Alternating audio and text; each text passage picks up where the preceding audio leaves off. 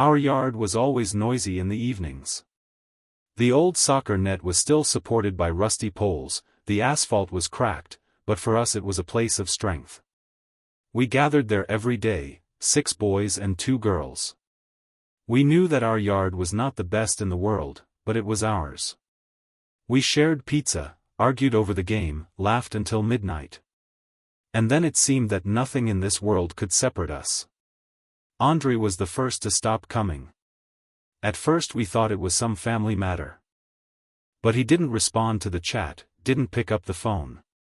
But he was just offended by something, Katia suggested. However, a week passed, and his place on the bench remained empty. Someone even joked, maybe he got a girlfriend and now he's not into us. But the joke didn't sound funny. There was a feeling that no one was waiting for Andre anymore. A few days later, he didn't show up. And here we first talked about something strange. The last night he was with us, he didn't walk home across the street, but through an old abandoned house on the corner. He always said he liked to take a shortcut there because it felt like a horror movie. I remember his smile and the phrase, "Well, if I'm not here tomorrow, I'm stuck there." The next day he was really gone. We walked to that house. The windows were boarded up, the doors were half collapsed. Inside, there was only dust and pieces of furniture. But when I touched the wall, it felt warm, as if someone had just walked by. I told the others about it, but they laughed at me. "You're kidding yourself," Ilya grumbled, although he himself never went there again. The third was Artem. He disappeared just as suddenly as the 2 before him. His things were left at home, my mother said he was at a friend's. But we all knew he wouldn't be coming back. There were 5 of us left. Every evening we tried to stay together, but the laughter sounded too loud and unnatural.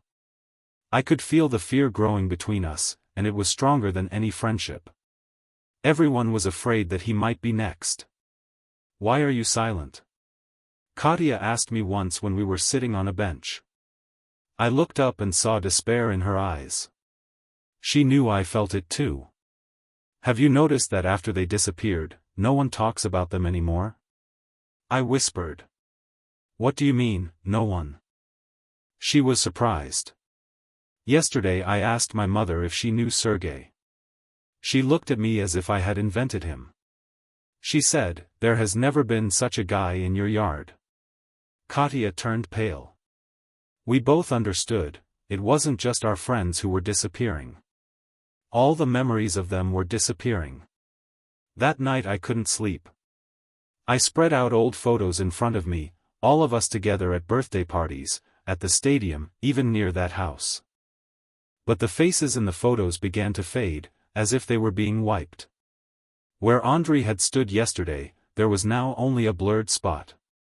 I held the photo in my hands and didn't know what was scarier, the fact that my friends were disappearing or the fact that soon I too would forget their names.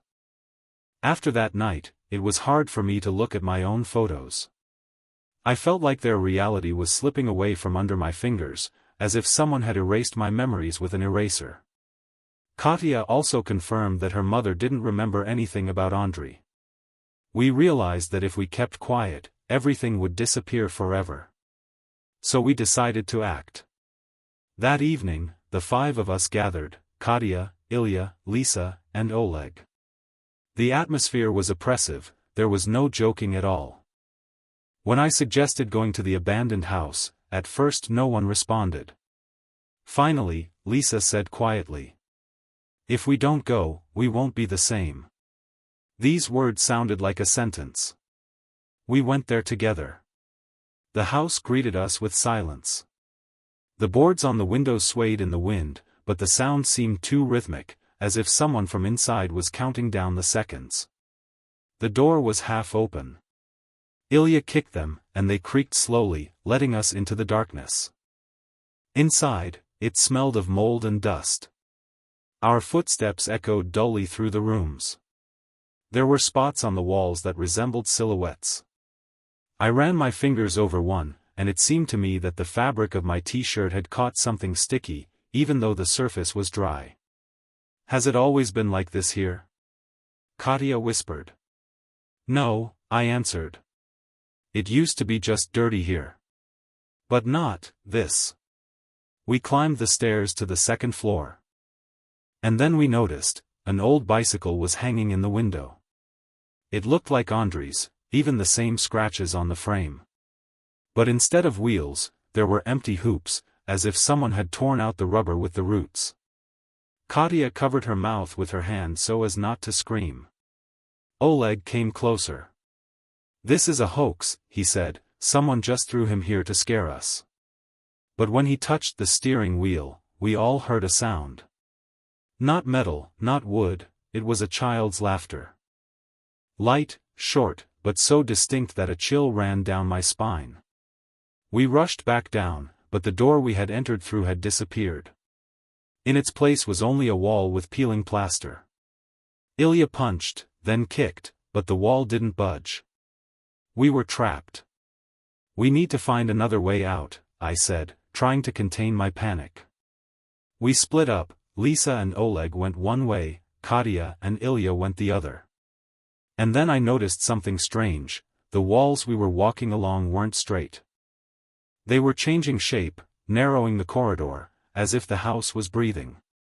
At the end of the corridor we found a door that led to a room. It was half empty, except for a chair on the floor. On it was a piece of paper. I picked it up and read. You're next.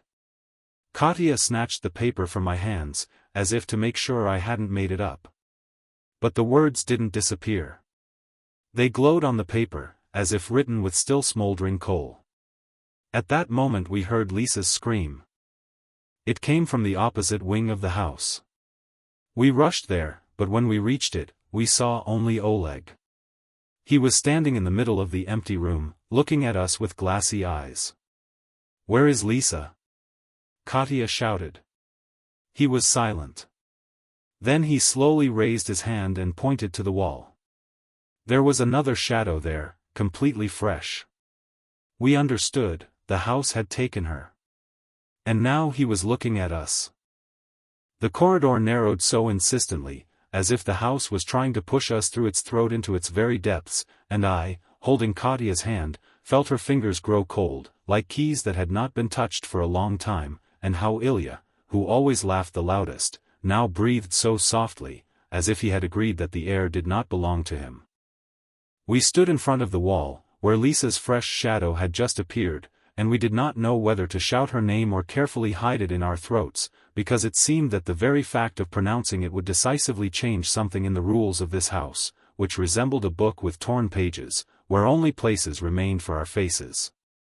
Oleg stood in the middle of the room, looking at us as if we had moved a few centimeters from reality, and I tried to grab him by the shoulders, shake him, pull him out of that emptiness in his eyes, but he took a step back, then another, as if afraid that touching him would lead to him falling into the same wall that had already eaten Lisa, and then I spoke in that long, deliberately uneven phrase that always saved us from panic, remembering everything that tied us to the world, how we stole pears at night in the neighboring yard, how Lisa laughed at our fear, how she drew cats on the asphalt near the school and made sure to put their tails vertically, because that's how they catch the signal to the house, and when I said her name, the house seemed to freeze, and the shadow on the wall moved as if from a wind that couldn't be there, and Katya grabbed this thread, picked up my words, added her memories, about children's cribs, about laughter, about the stars above the stadium, which we once counted to 500, and together we wove a loud, stubborn,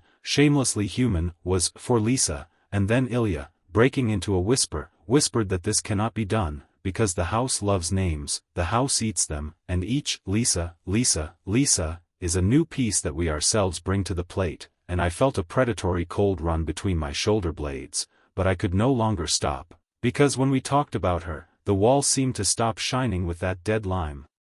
And the lines of the shadow blurred like ink, and I, daring, touched the stone where her figure had just been, and the stone was warm, almost alive, and this greenhouse made me afraid like never before, because either we bring it back, or we become part of its return.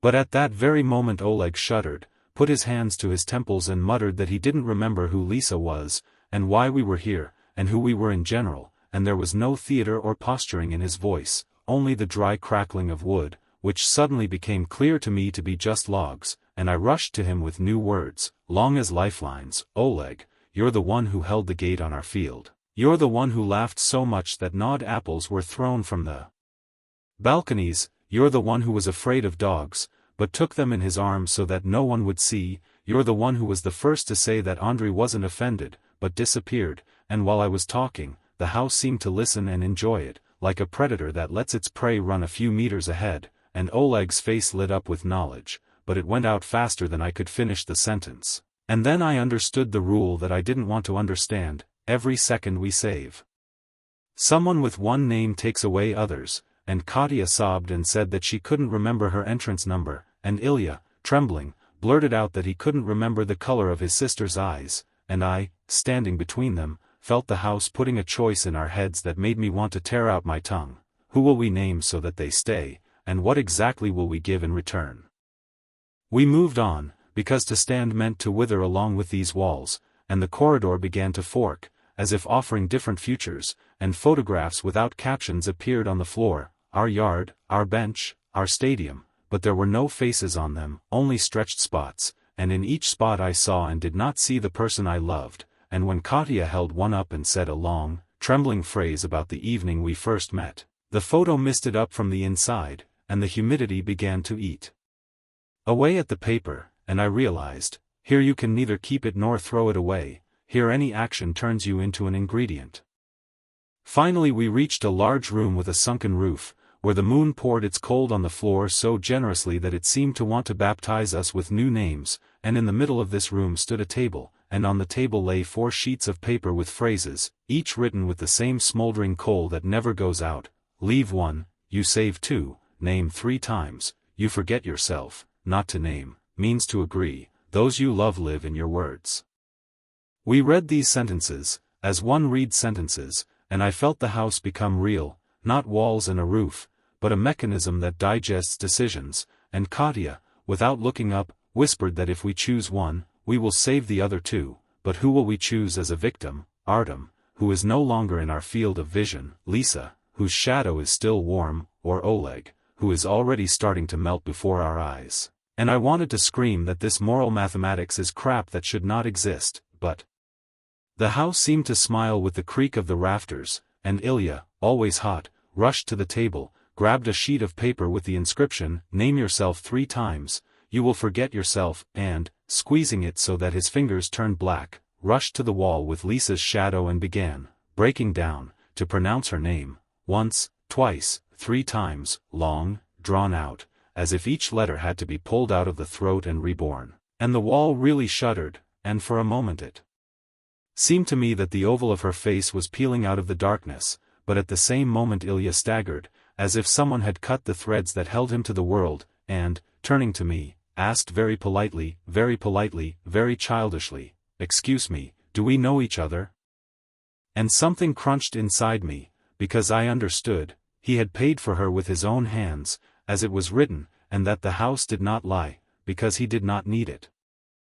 Katya rushed towards him, chaotically, feverishly, piecing together his story from the fragments of her memory, trying to force her way back through the words we had once said on our bench, but the more she spoke, the more the house pushed a 4th sheet at us, those you love live in your words, as if tempting us to save ourselves endlessly until there was no one left to speak, and I closed my eyes, clutched the edge of the table, and, gathering all my anger that I had always learned to hide under laughter, I spoke not to the house or to the darkness, but to Katya, that we would not bargain, that we would not give any of us up for this dirty exchange, that either all 3 of us would leave, or this house would swallow us up together, and let it choke, that our we was harder than its walls, because we were not made of cement, but of stories, and I spoke for so long that my tongue became heavier than a rock, and at some point I realized, while I'm talking, the house isn't eating.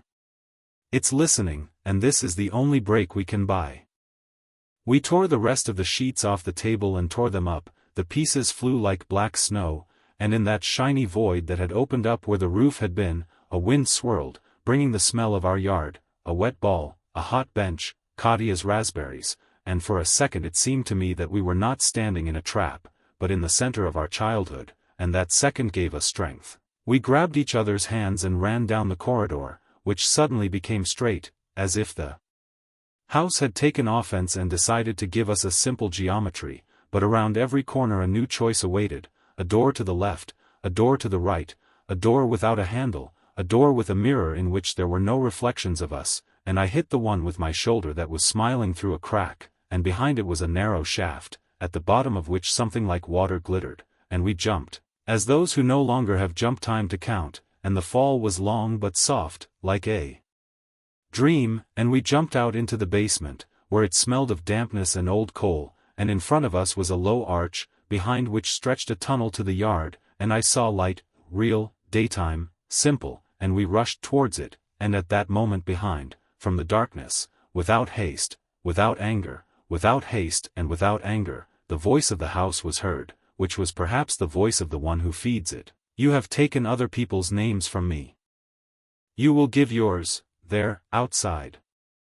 We broke into the air, swallowing the world like water after a fire, and I tried to say, Katya, to make sure she was nearby, but my tongue suddenly hesitated, as if the word had become slippery, and she, looking at me, also parted her lips to call me by name, and the sound crumbled into dust, and we were simultaneously frightened by the simple fact that our names began to flow out like water from a punctured canister, and I squeezed her hand even tighter, as if it could replace any "what's your name" for us, and at that moment a quiet, gentle, almost paternal, "You're welcome to continue."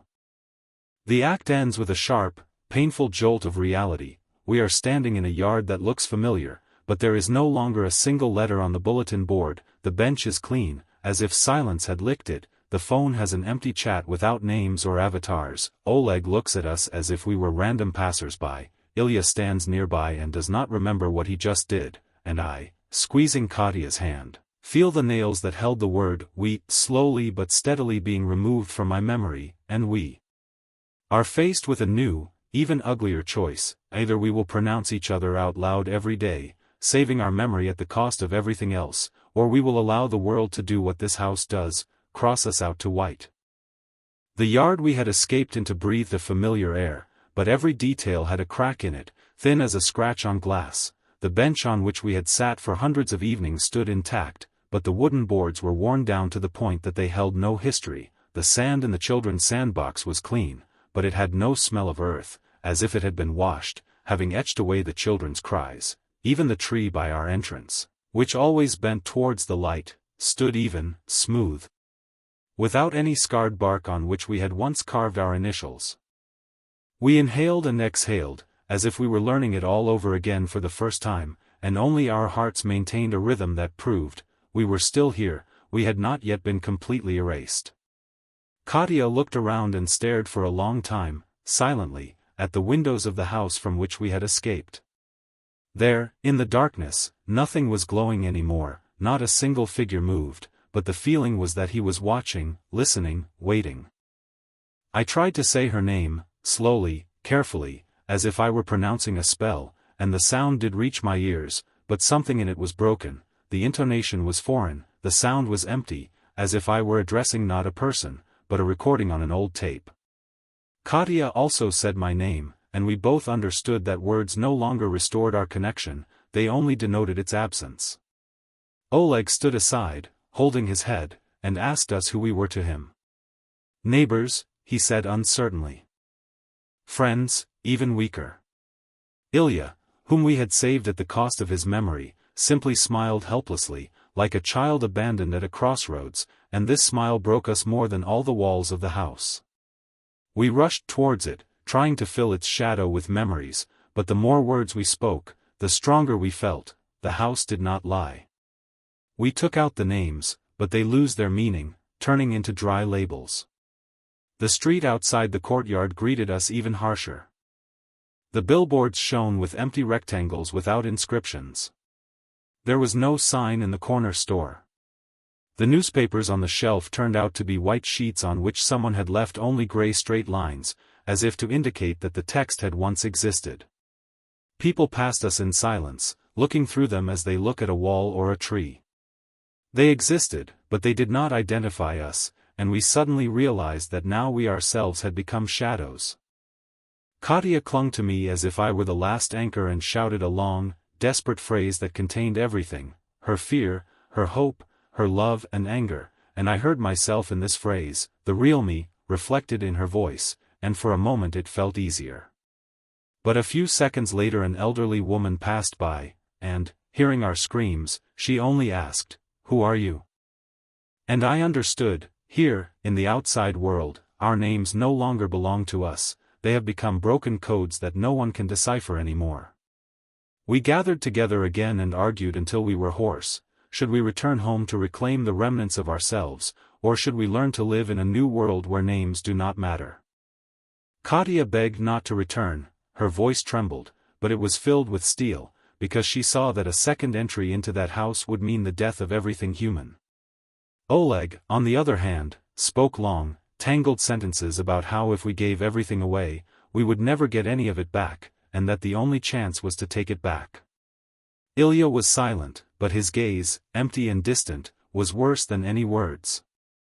That evening we decided to stay in the yard, sit under a barkless tree, look out the windows of the darkening house, and wait to see if it would give us any more signs. The night grew cold, the silence thick, and I began to feel how even in our circle the "we" was dissolving. Katya held my hand, but I could see her looking into my face from time to time, trying to remember who I was to her. It was more painful than any walls and shadows, watching the one who held your life slowly forget your place in it. And then a sound broke out from the house, from the broken windows. Not a scream or a moan. It was laughter. Long, drawn out, the kind that could have belonged to us in the past. Laughter that knew all our stories. Laughter that sounded as if the house had decided to show us, it remembers everything, even what it had already erased from us. And then we realized, the real trouble was yet to come. The night stretched endlessly, and the laughter that seeped from the dark house sliced through the silence like a blade dragged slowly across skin. We sat in the empty yard, each of us hearing something different in that sound. Emily heard echoes of summer evenings when we'd collapse on the grass, breathless from games and laughter. Mark caught fragmented flashes of his childhood, incomplete, like torn photographs, and I heard my own younger voice, unbroken, pure, untouched by fear. It was unbearable. Emily was the first to rise. Her eyes shone, trembling with both rage and terror, but her voice was steady. If we let it laugh at us, we're already dead. I won't live knowing our lives have been reduced to jokes for something else. I'm going in. We tried to hold her back, but it was useless. Each of her steps toward that doorway echoed like a hammer against my ribs. Mark rushed after her, muttering that it was the only way to reclaim ourselves. Ryan, the one we had dragged out half erased, stayed behind on the bench, staring into nothing. His body lived, but his soul had long since gone silent. I followed, because letting Emily vanish alone was something my chest simply couldn't allow. Crossing the threshold this time felt different.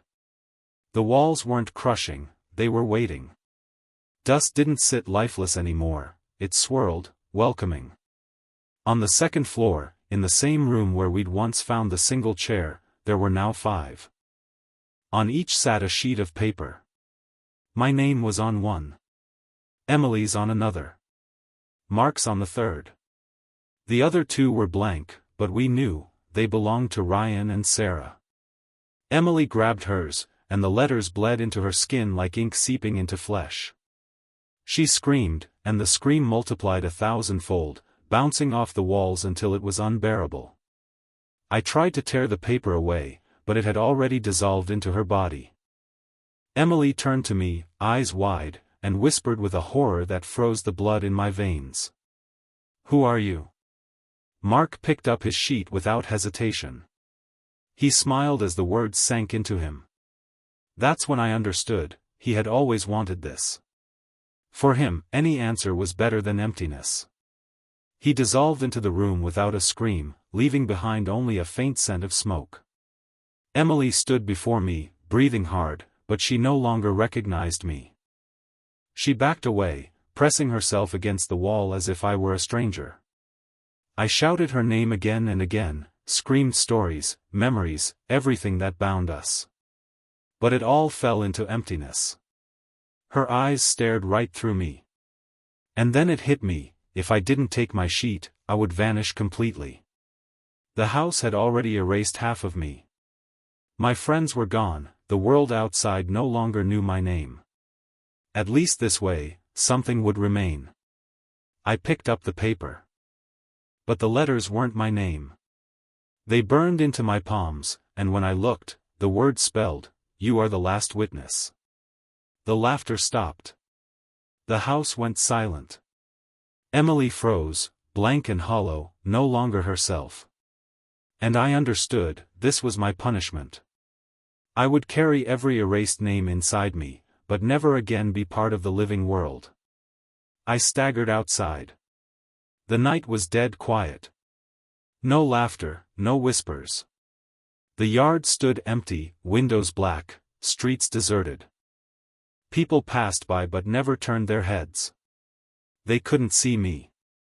The ink on my hands began to burn. I looked down and saw the marks fading, dissolving into my skin, taking me with them.